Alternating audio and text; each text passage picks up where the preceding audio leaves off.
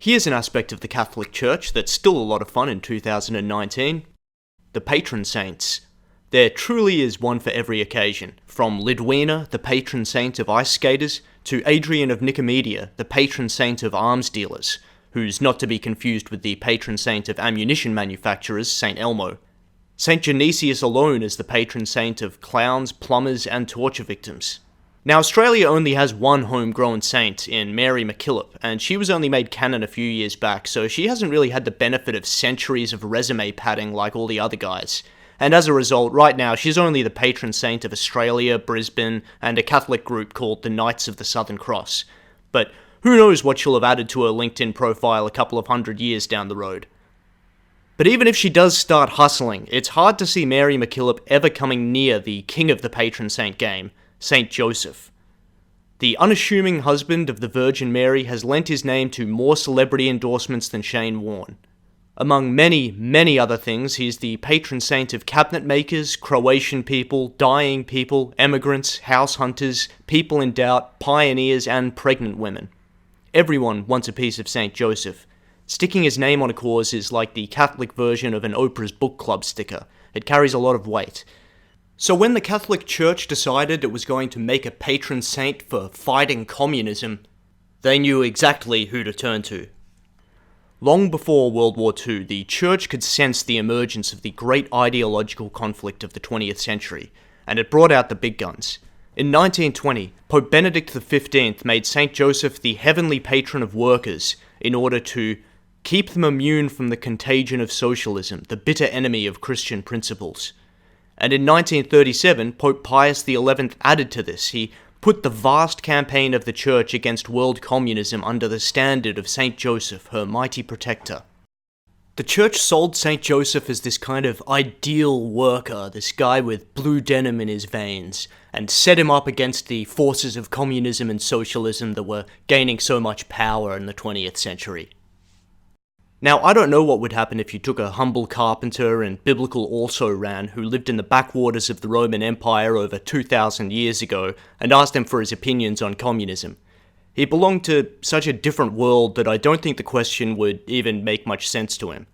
But the Pope decreed that Saint Joseph is the patron saint of fighting communism, and so that's what he became. His life story now serves that vision. In this episode of Currency Lads, I'm looking at Australia's $10 note. It's currently home to two of our most highly esteemed writers, Dame Mary Gilmore and Banjo Paterson. Our $10 note was also once the home of another celebrated Australian poet, Henry Lawson. But in 1993, for whatever reason, the Reserve Bank decided to yank his portrait off the note and replaced him with his literary rivals.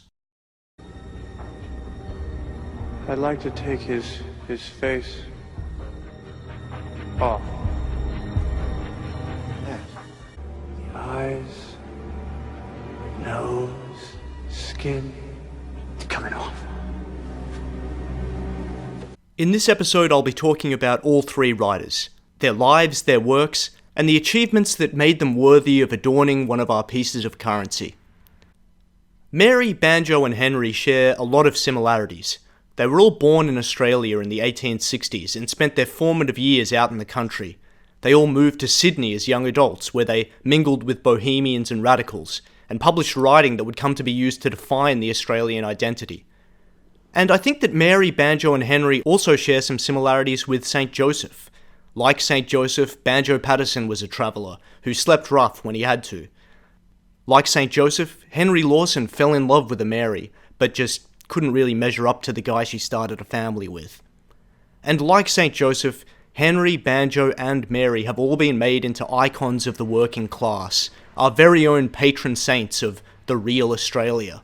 No one has specifically tied them to the cause of fighting communism like the Church did with Saint Joseph, but putting people on banknotes is the closest to canonization that secular society can get.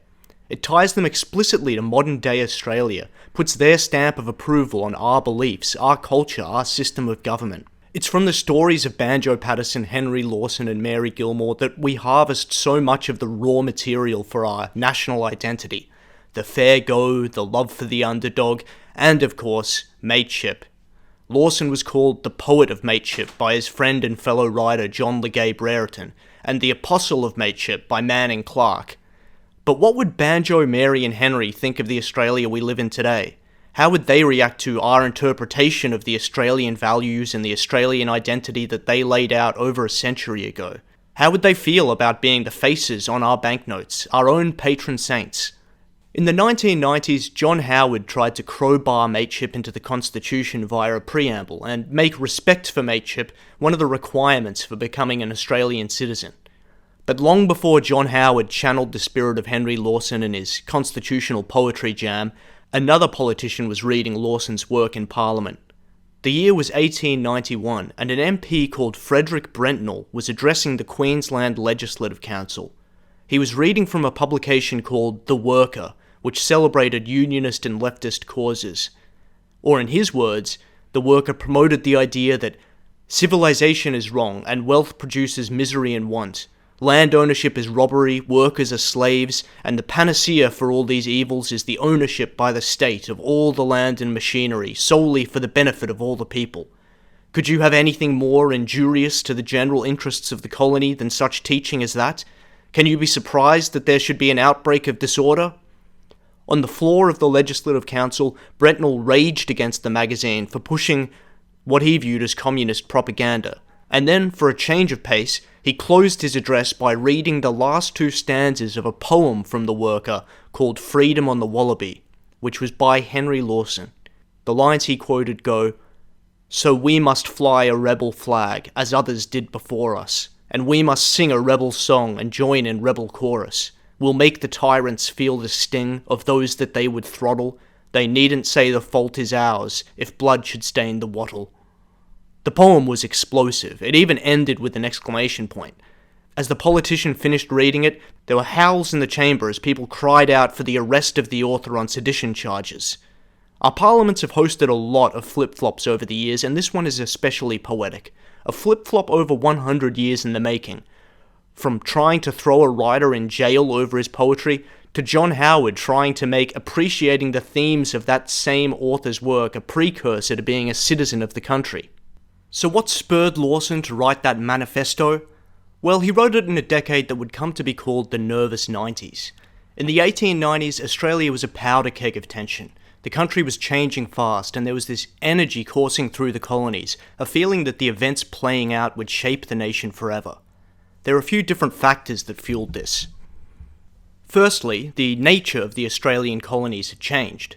The last convict ship from England had arrived in Perth in 1868, meaning that by the 1890s a new generation of Australians was coming of age in a land that no longer had to be solely defined as Britain's garbage bin. And as the convict stain was fading, the European influence was also becoming more diluted generally. In the 1880s, people born in Australia outnumbered people born overseas for the first time in the history of the colonies. Home, for a majority of young people, was no longer somewhere vaguely across the sea. It was right here under the Southern Cross. And that home was changing fast. The mid-century gold rushes across Australia had fueled a population and development boom that people were still trying to wrap their heads around. The relatively new city of Melbourne, which was already larger than San Francisco, saw a 70% increase in population between 1880 and 1890, and much like the workforce of an onshore call centre, these new cities had a large and ever-growing population of self-described writers. The Melbourne census showed the number of authors, editors, writers and reporters more than quadrupling from 1881 to 1891. Amidst the flood of ex-miners and bushworkers moving to the city, a literary class was emerging that was hungry for Australian culture, rather than whatever out-of-date English books and magazines could be scrounged from merchant ships. At the same time, as with every development boom, there was an equally potent nostalgia about what had been lost. This is reflected in one of Lawson's poems called The Roaring Days, about the decline of the gold rush. But golden days are vanished, and altered is the scene. The diggings are deserted, the camping grounds are green. The flaunting flag of progress is in the west unfurled. The mighty bush with iron rails is tethered to the world. The Australian outback, that vast hostile moonscape, was being steadily absorbed into civilization. Not just with railroad tracks, but with telegraph posts and telephone lines. Among other things, the expansion of the railroad and telegraph into the bush signalled the twilight of the bushranger. Following Ned Kelly's execution in 1880, outback criminals would never again rise to that level of danger and notoriety. But even as the new age was dawning, there was a frustrating sense of déjà vu in Sydney and Melbourne, as the impoverished and violent lifestyle of the London slums began to manifest in what was supposed to be the empire's fresh new start. As the population grew and a sense of national identity began to form, the dichotomy between the corruption of the cities and the vigour of the bush became intensified, especially since many people believed that the way of the bush wouldn't survive into the new century. The culture of Australia was changing. In the parlours of the well-bred and the well-read, the isms were being furiously debated. Feminism, atheism, spiritualism, republicanism, nationalism, socialism. At the same time, the growing population of workers, inspired by the mythology of the Eureka Stockade, were fighting to band together and unionise. And finally, amidst all of this tension that was feeding into the nervousness of the 1890s, the 6 colonies of Australia were barrelling down the path to federation, to at last becoming a united country. There had been previous attempts at federation, false starts that fizzled out due to intercolonial squabbling over trading tariffs and a lack of enthusiasm from Britain. But by the 1890s, the opinion in the motherland had changed, and federation was looking more and more inevitable.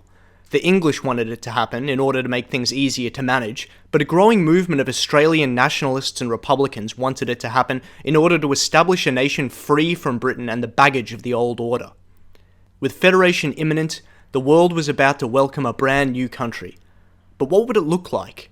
In the nervous 90s, it seemed like things could go in almost any direction. My favourite piece of futurism from this time period is by Australian writer Marcus Clarke, author of the convict grief porn For the Term of His Natural Life. In a tongue-in-cheek 1877 essay called The Future Australian Race, Clarke laid down his predictions of what the people of Australia would look like in the years to come.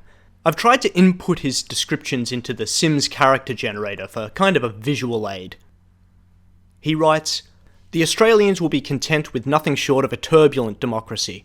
There is plenty of oxygen in the Australian air, and our Australasians will have capacious chests. Also, large nostrils. The climate is unfavourable to the development of a strumous diathesis, therefore we cannot expect men of genius, unless we beget them by frequent intermarriage. The Australasians will be freed from the highest burden of intellectual development. The sun beating on their faces closes the eyes, puckers the cheeks, and contracts the muscles of the orbit. Our children will have deep-set eyes with overhanging brows. The lower eyelid will not melt into the cheek, but will stand out on profile, clear and well-defined. This, though it may add to character, takes away from beauty. The custom of meat-eating will square the jaw, and render the hair coarse but plentiful. The Australasian will be a square-headed, masterful man, with full temples, plenty of beard, a keen eye, a stern and yet sensual mouth. His teeth will be bad and his lungs good. He will suffer from liver disease and become prematurely bald. Average duration of life in the unmarried, 59. In the married, 65 and a decimal." The conclusion of this is therefore that in another 100 years the average Australasian will be a tall, coarse, strong-jawed, greedy, pushy, talented man, excelling in swimming and horsemanship. His religion will be a form of Presbyterianism, his national policy a democracy tempered by the rate of exchange. His wife will be a thin, narrow woman, very fond of dress and idleness, caring little for her children, but without sufficient brain power to sin with zest. In 500 years, unless recruited from foreign nations, the breed will be wholly extinct, but in that 500 years it will have changed the face of nature. It is, however, perhaps fortunately, impossible that we shall live to see this stupendous climax. So the late 19th century in Australia was characterised by a sense of newness and overwhelming potential, for good or for ill. Later in his life, Banjo Paterson reflected on the effect this zeitgeist had on Australian writers. He said, "Our ruined rhymes are not likely to last long. But if there is any hope at all of survival, it comes from the fact that such writers as Lawson and myself had the advantage of writing in a new country. In all museums throughout the world, one may see plaster casts of the footprints of weird animals. Footprints preserved for posterity, not because the animals were particularly good of their sort, but because they had the luck to walk on the lava while it was cooling." Banjo was right about this. His life and the literary footprints of himself, Mary Gilmore and Henry Lawson have been well preserved and hung up for appreciation in our museums. But when we look past their writings and look back on their lives, it's important to remember just how hot that lava was. Banjo, Mary and Henry all grew up in different parts of country Australia, and they had markedly different experiences of it. Henry Lawson was born in Grenfell, a small town in New South Wales about 370 kilometres from Sydney. Previously, Grenfell had only really been known as a refuge and nesting ground for bushrangers, the secluded dumpster behind the squalid pizzeria that is Sydney. But in 1866, a Grenfell shepherd stumbled across a speck of gold while out with his flock, and the town was swarmed by prospectors from all over the country. The horde of miners included Lawson's parents, and a year later, Henry was born on the goldfields, in a dwelling built by his father that was somewhere between a tent and a bark hut. Lawson only spent the first few months of his life in Grenfell, but it made its mark on him. He wrote, "Though you sing of dear old Mudgee and the home on Pipe Clay Flat, you were born on Grenfell Goldfield, and you can't get over that." Henry Lawson's dad was a Norwegian sailor who settled in Australia to chase the sporadic gold rushes that were erupting across the colonies. He never did strike it rich, but he did find a partner in Louisa Albury, meeting and marrying her the year before Henry was born. But after the birth of his son, the roving, gold-hunting ways of Lawson's father became less about running towards the cries of gold, and more about running away from the cries emanating from his household. Lawson's quiet, gloomy dad had nothing in common with his headstrong and cantankerous wife, and took on as many exhausting and thankless jobs as he could to get away from the house, keeping a trickle of money coming back to a family which was, despite the marital frostiness, ever increasing in number. Soon after Henry was born, the Lawsons changed things up by moving from a failing gold dig in Grenfell to a failing selection farm in Pipe Clay, where Henry spent most of his childhood. When we look back at the 1890s and the workers' strikes that turned outback shearing stations into flaming battlefields, it seems easy to divide the warring parties into those who owned the land and those who worked on it. But as Henry learned, spending his youth on a tiny, perpetually failing farm run by his struggling parents, the reality wasn't as simple. In a continent of mostly empty bushland, it was easy enough to get your hands on a patch, but living off of it was a different matter. Those lucky enough to afford or inherit valuable land were part of the so-called squatocracy, a social class that the Lawsons, with their joke of a selection farm in Pipe Clay, came nowhere near approaching. Their farm was pockmarked with long-abandoned holes in shafts, remnants of the mining boom that had passed the area by, containing nothing but filthy water and the occasional corpse of a farm animal that had wandered too close to the hole and fell in. Before Henry was born, a 9-year-old boy on his way to school fell into one of these holes and died. Lawson described their farm as a miserable little hell. "Our land was about the poorest round there," he said, "where selectors were shoved back amongst barren, stony ridges because of old land grants, or because the good land was needed to carry sheep. Our selection, about 300 acres, lay round a little rocky, stony, scrubby, useless ridge, fronting the main road. The soil of the narrow sidings, that were not too steep for the plough, was grey and poor, and the gullies were full of waste heaps of clay from the diggers' holes. It was hopeless. Only a lifetime of incessant bullocking might have made a farm of the place." The land did not lend itself to farming, and Henry's dad was not what you would call a natural. In his efforts to break up the soil for planting, he sometimes resorted to just blowing up the dirt with blasting powder. The Lawsons were only able to make ends meet, barely, by having Henry's father work 2 jobs, spending his days working construction and his nights carpet bombing the farm into submission with whatever Acme explosive toolkits he could scrounge from miners. At the same time, Henry's mother ran the local post office and worked as a dressmaker, while young Henry was put to work outdoors. "I tailed cows amongst the deserted shafts in the gullies of a dreary old field that was abandoned before Gulgong broke out," he later wrote. "I grubbed, ring-barked and ploughed in the scratchy sort of way common to many native-born selectors round here, helped fight pleuro and drought, and worked on building contracts with Dad, who was a carpenter. Saw selectors slaving their lives away in dusty holes and amongst the barren ridges, saw 1 or 2 carried home in the end on a sheet of bark. The old men worked till they died. Saw how the gaunt selectors' wives lived and toiled, saw elder sons stoop-shouldered old men at 30. noted in dusty patches in the remains of the fence the ultimate results of 10 years, 15 years, and 20 years hard, hopeless graft by strong men who died like broken-down bullocks further out.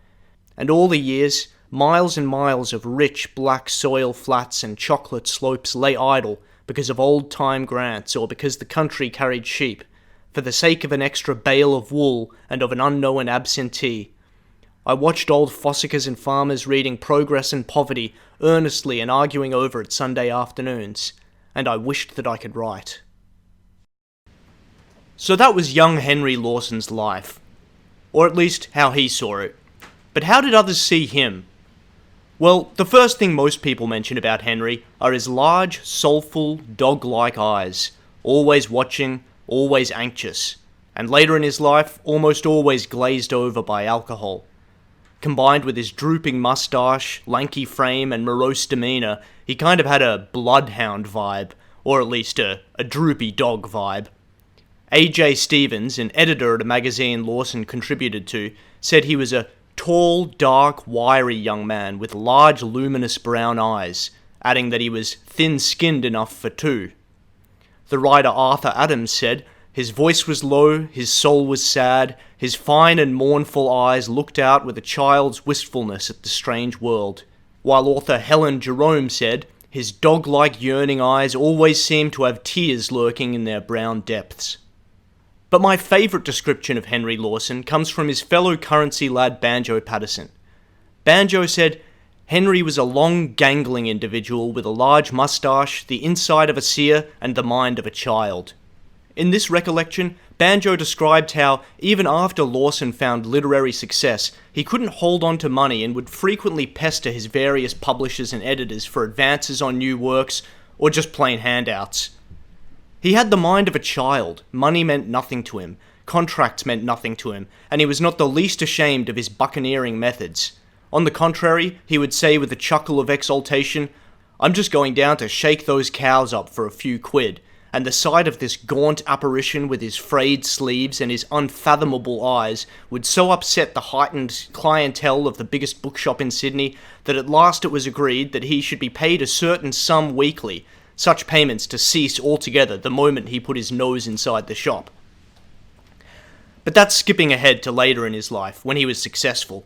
Before Lawson became prominent enough to browbeat go-away money from his reluctant patrons, he was just an intelligent, anxious, oversensitive kid who was painfully aware of the fact that he didn't quite fit in anywhere. Next to his eyes, the most common thing people noticed about Lawson was his sensitivity. He's variously described as effeminate, delicate, and fragile.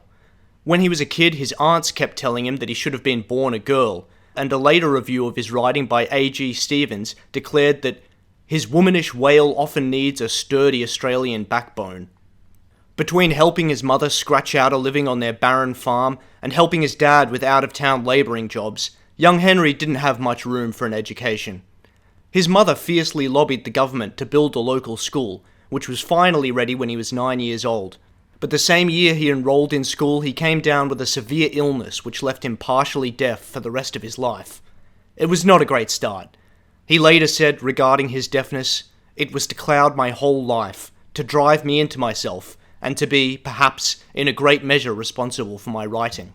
In the end, Lawson only completed 3 years of formal education. His short time at school was a source of continual bitterness.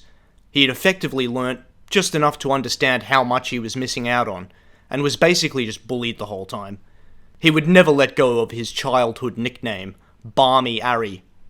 "I was painfully shy and extremely sensitive," he wrote.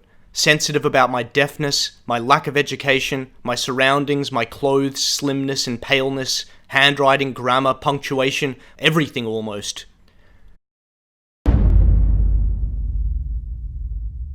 So Henry Lawson didn't have an easy life, but it's important to remember that he was also a malcontent. When he was single, he whined about wanting a partner. When he was married, he longed for the bachelor life. When he was in the country, he missed the city. And when he was in the city, he was miserable about pretty much everything. Of course, none of the Lawsons were particularly happy with their lot in life. His younger brother ran away from the farm to live with his grandparents. His mother, scandalously for the time, had aspirations beyond playing housewife to her coldfish husband and her steampunk Zuckerberg son on a barren, isolated hell farm with more hidden tunnel death traps than 70s-era Ho Chi Minh City. And his father responded to the tension by withdrawing further and further from his family. Lawson's sister later said, "Mother and father were totally unsuited for each other. She was a dreamer of dreams, he was practical. They had never really agreed. The mistake of that marriage had been discovered within a fortnight of its being consummated." Lawson's parents eventually went their separate ways and left behind the pipe clay selection. And in 1884, a 17-year-old Henry joined his mother and siblings in the big city of Sydney. It was here that the solitary, self-loathing youth would find an outlet for all his neuroses, and discover that he was not, in fact, entirely alone. This is how Australian artist Norman Lindsay describes Banjo Paterson.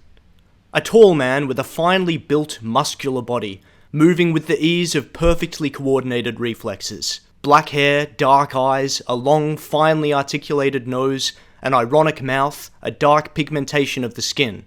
His eyes, as eyes must be, were his most distinctive feature, slightly hooded, with a glance that looked beyond one as he talked. On paper, Banjo Paterson and Henry Lawson had similar upbringings. But for every instance in which the rake of life smacked Lawson in his nose, fortune was a little gentler with the banjo. While the Lawson family farm was about as fruitless as Pete Evans's secret houseboat, the Patersons ran a more productive station. While Lawson spent 3 years at a bush school getting dunked on by the other kids, Banjo was sent to Sydney Grammar, where he excelled in both riding and sports. Both Lawson and Banjo had severe illnesses in childhood, but while Lawson's left him with a permanent hearing difficulty, Banjo just waltzed on through his bout with typhoid like nothing happened. It probably just gave him a sexy scar. Regarding the difference between himself and Lawson, Banjo said, "We were both looking for the same reef, if you get what I mean, but I had done my prospecting on horseback with my meals cooked for me, while Lawson had done his prospecting on foot and had to cook for himself." Banjo Paterson was born in 1864 and spent his infancy on the 86,500-acre selection owned by his parents near Orange in New South Wales. As he later described it, the land consisted of splendid box ridges and open apple tree flats and small plains, all richly grassed and herbed. But the Patersons hit hard times shortly after Banjo was born, and they had to sell up. When the dust settled, they were living in Illawong, on land they had once owned as part of their considerable portfolio, with Banjo's father managing the station there for the new landlord. Illawong is the setting for Banjo's fondest childhood memories, mostly involving horses. Banjo did love his horses, riding horses, admiring horses, speaking to horses. He actually took the pen name Banjo from a horse that lived on his childhood farm. He later wrote, "My first impressions are of life on a mixed sheep and cattle station, the mobs of wild horses that went tearing through the timber, long days spent out shepherding sheep with one of the station lads, days when a motionless sun brooded over a motionless forest, till one could almost hear the leaves whispering to each other." The Paterson family wasn't at the top of the squadocracy, and they did have periods of struggle. But even after selling their land, Banjo's father was still a manager, and they were on the poor branch of an established wealthy family, one with a lot of connections, who helped them weather the hard times. This added layer of comfort meant that Banjo had the privilege of truly enjoying the bush. He could afford to treat it more as an adventure, and didn't come to resent it or curse it like those who depended on the land for their day-to-day survival. He saw it all through the eyes of a child, and a child of the boss no less, which the old rouseabouts and ex-convicts who worked on the farm must have been conscious of as he made them regale him with story after story about horses. Banjo's mother certainly didn't look at her life on the farm through the same rose-tinted glasses as her son. In one letter to her sister, she wrote that Illawong seems to me to grow bleaker, baggier, and colder, as it certainly grows rottener and older every winter.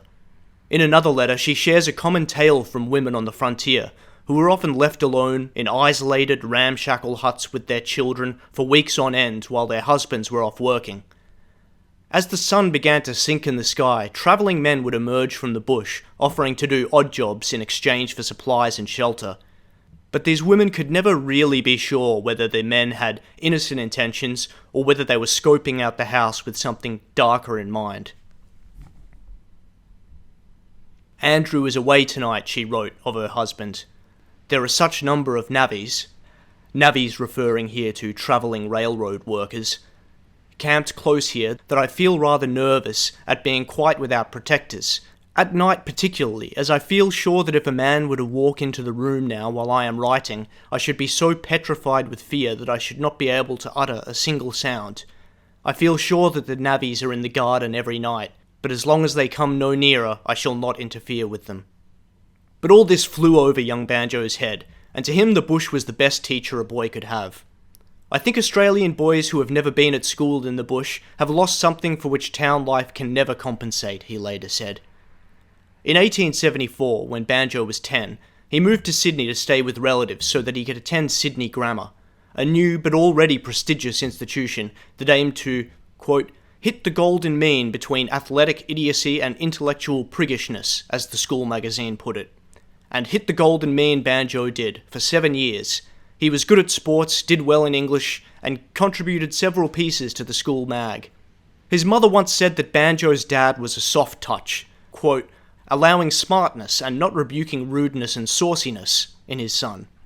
Sydney Grammar managed to kind of impart some level of that whole boys' school structure and discipline attitude into Banjo, but no institution could completely smother the carefree nature of him, and he happily continued with his Tom Sawyer-style shenanigans. When it came time for him to enter the next stage of his life, he failed the exam for Sydney University. It was around the time he had his brush with typhoid. But with the benefit of his education and his family connections, along with his natural charisma and keen intellect, he was nevertheless able to get started on his track to becoming a solicitor. In 1882, at the age of 18, he began working as a clerk in the legal offices of Herbert Salwey in the Exchange Building on Sydney's Bridge Street. So that's Henry and Banjo. Now we come to our third character, Dame Mary Gilmore. You can see her portrait on our $10 note, but here's a description of her from someone who knew her when she was a young woman. I have a clear picture of her in my mind, the most striking feature of which was her beautiful curly hair. It was in the days before the bobbing of the hair was in vogue, so that her short crop of hair was a never-ending source of interest to her pupils. She has since told me that she always cut it herself, and if some of the present-day girls would do likewise, they would save 2 shillings per cutting. She was very straight of figure and had rather large straight features. Her voice was deep and full, with a friendly optimistic ring, and certainly a contrast to the monotonous, toneless, and generally nasal voices of the majority of women today. The self-assured pragmatism of cutting your own hair is something that I personally strongly identify with, but Mary left a more comprehensive snapshot of herself as a young woman in a journal she received for a Christmas present. In an entry titled My Confession, written when she was 19 years old, she filled out a questionnaire that gives a pretty good rundown of how she ticked, insofar as you can use the equivalent of an online "Which Big Shrek Mood Are You" quiz to judge someone's entire personality 100 years down the track.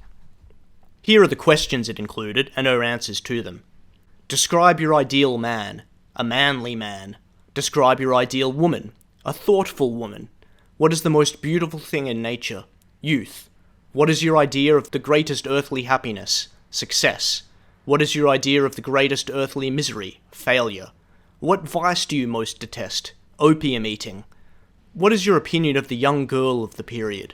That she needs stamina. What is your opinion of the young man of the period? That he needs mind. Is a lady justified in concealing her age? Certainly. What is your favourite amusement? Flirting conversation. Do you believe in love at first sight? No. What is your favourite proverb? It's no use crying over spilled milk.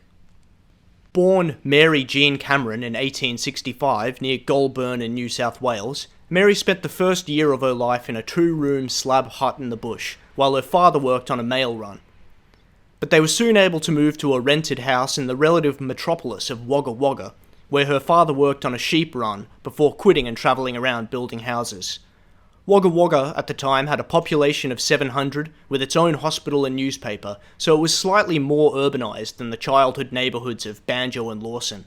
But it was still the bush. When she was about 2 years old, the family was held up by the bushranger Blue Cap, who played with her and bounced her on his knee while his men stocked up on supplies. But it's her early memories of exploring the countryside with her siblings that stuck with Mary for the rest of her life. We wandered miles and miles from home, through scrub and box and stringy bark, setting out early with our dinners and only coming home when hunger drove us, or the slanting sun warned us, and yet never getting lost and never failing to locate home direction. Mary was a keenly observant, highly intelligent girl who loved adopting whatever animals or creepy crawlies she uncovered in her expeditions. She was lucky enough to have her active mind nurtured by both parents, who valued education highly, especially for a girl whose horizons were already limited in the society of the day. Whenever father took us for a drive or a walk, he would tell us to notice what we passed, what we saw, and what we heard. Sometimes, when we came back home, he would ask us to recapitulate what we had seen. In this way, we learned to know every tree in the bush, every animal and reptile that we saw, and every bird that we heard. I was taught that the earth was the hand of God in relation to the innocent things of lower creation, and that when man came between those and that hand, it was his place to remember that he had taken and his part to make a recognizing return. But her childhood was by no means a Disney song. As the eldest child, and a girl, she served as a third parent to her growing brood of younger siblings. With her father out working and her mother often nursing the most recent baby, it was Mary who was tasked with looking after the home and the rest of the kids, almost as soon as she could walk and talk herself. Her upbringing was also quite religious, with half of her family being strict Wesleyan Protestants. Her first reading lesson took place on her grandfather's lap from the pages of the Gospel of John, which he delivered to her over and over until she could spell all the words. Her aunt thought that choir singing in church turned the house of God into a playhouse, and her grandfather was so strict he didn't even allow the reading of a newspaper on a Sunday. But fortunately, this strict and isolated upbringing didn't turn Mary into some kind of weirdo. From her immense roster of childhood duties and the constant refrains of godliness, she instead developed an unshakable sense of responsibility, a commanding presence, and a strong moral compass. This was all underscored by an irrepressible energy, a passion about the world and the people around her that impressed everyone she met. A letter written in 1938 from one of her old classmates at Wagga Wagga reads, "I once saw you put down on the floor slate and books, while you flew off to tell Harriet Spaulding some wonder of the bush that you had seen that morning. Arms, eyes, legs, and hair were necessary to illustrate the wonder. Much love, wild child of our youth."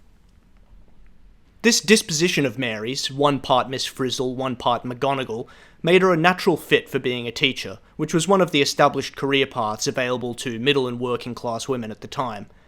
And it was a career she embarked on at about the same age as a modern-day girl would be starting at high school.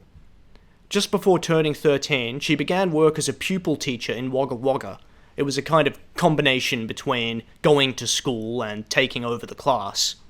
Her teaching career would take her all around the colonies, from bustling farming towns to sparsely populated bush outposts to post-gold rush Silverton. She grew to know the way of life in different places, and bore witness to the hardships and violence that plagued remote communities. When she taught in Illabo, she wrote, "I lived here in a constant state of shock and horror. Once saved a woman from getting her head smashed open when her lunatic husband got his gun to shoot me. I looked him down." By the age of 18, she had completed her training and was ready to begin teaching in her own right. "I was only a gawky country girl dressed in a homemade frock when I entered the school to begin work," she said of her first job. But while she was aware of being different to her peers, she wasn't paralysed with self-consciousness like Lawson. Instead, she kept her chin up, and if she felt lonely, she dove into a book. "At this time I devoured Carlyle and Victor Hugo," she said. "I used to often read novels till midnight, and then study till daylight. I couldn't help reading. I read everything.